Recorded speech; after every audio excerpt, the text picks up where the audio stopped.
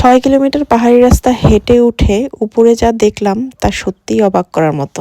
কঠিন পথের শেষে প্রকৃতি এমন উপহার দেবে কল্পনাও করিনি।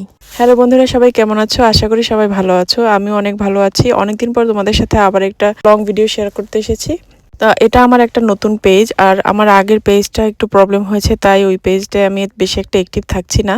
তা আমরা ঘুরতে গিয়েছিলাম ক্রাইস্টচার্চেরই একটা সুন্দর জায়গায়। তো এটা ছিল একটা পাহাড়ি রাস্তার জার্নি। তো এটা ছিল একটা লং উইকেন্ড, তাই আমরা আগে থেকেই সবাই মিলে প্ল্যান করে নিয়েছিলাম যে উইকেন্ডে আমরা একটা জায়গায় ঘুরতে যাব, আর সবাই বাড়ি থেকে রান্না বান্না করে নিয়ে যাব। আর সেদিনকে ছিল অনেকটা বৃষ্টি হওয়ার কথা ছিল, সেদিনকে অনেক বৃষ্টি হওয়ার কথা ছিল। তো ভাগ্যক্রমে বৃষ্টি হয়নি, আর ওয়েদারটা খুবই ভালো ছিল।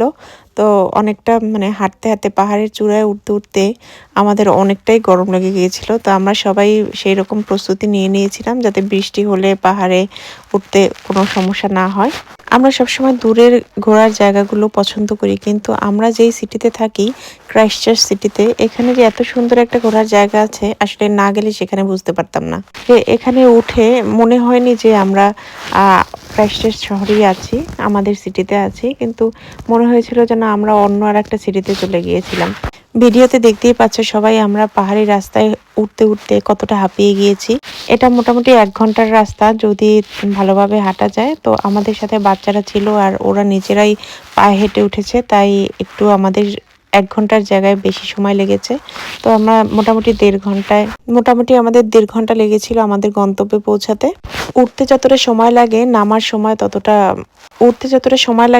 সময় এতটা সময় লাগে না, কারণ নামার সময় পাহাড়ি রাস্তায় মনে হয় যেন কেউ পিছন দিয়ে ধাক্কা দিয়ে নামিয়ে দিচ্ছে, কিন্তু ওঠার সময় ওঠাটা অনেক কষ্টকর। অবশেষে আমরা পৌঁছে গেলাম আমাদের গন্তব্যে। আর সেখানে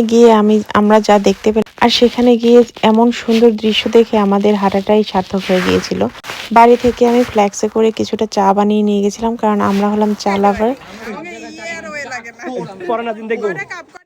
আর ঘোরার পথে একটু চা না হলে আমার ভালো লাগে না। তো চা খেলে মনে হয় যেন পুরো ঘোরাটাই সার্থক হয়ে গেছে।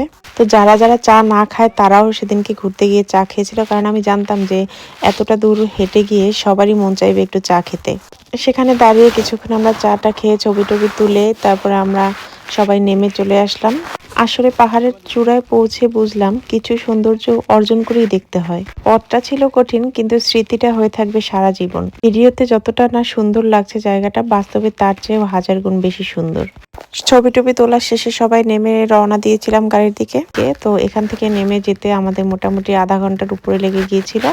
ওঠার সময়টা অনেকটাই বেশি লাগে, কিন্তু নামার সময় অনেক তাড়াতাড়ি নেমে